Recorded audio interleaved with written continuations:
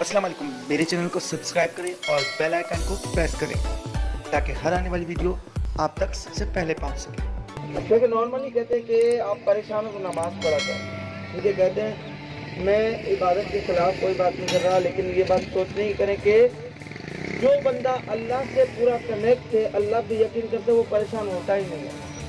ठीक है, आप अगर अल्लाह से कनेक्ट है, उस पर यकीन रखते हैं तो आप परेशान होते ही नहीं है। ठीक है, विल पावर का ताल्लुक आपका है आपके इरादे से।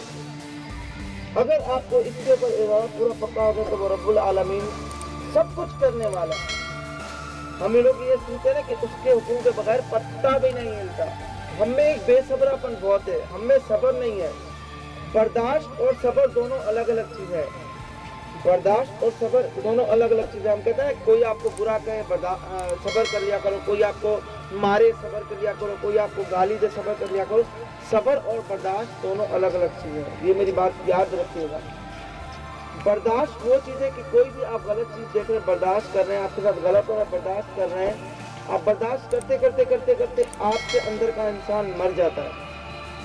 ठीक है, आपके अंदर का इंसान वो एहसास खत्म हो जाता है जो दूसरे इंसान का एहसास करता है। वो इंसान मर जाता है जो तकलीफ दूसरे की देख के उसकी मदद करने की कोशिश करता है।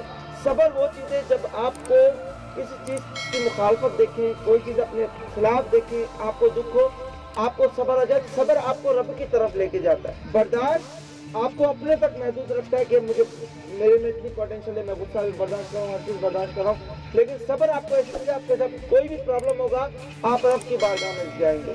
तो मैंने अल्लाह ताला तेरे कहने पे सब्र किया है, मेरी मुश्किलें तेरे हवाले हैं, तू इसे हल करने वाला है। बर्दाश्त और सब्र में यह फर्क है। क्वेश्चन क्लियर हुआ आपको? आप जब तक उस पर यकीन पक्का नहीं करेंगे आपका यकीन पक्का नहीं होगा।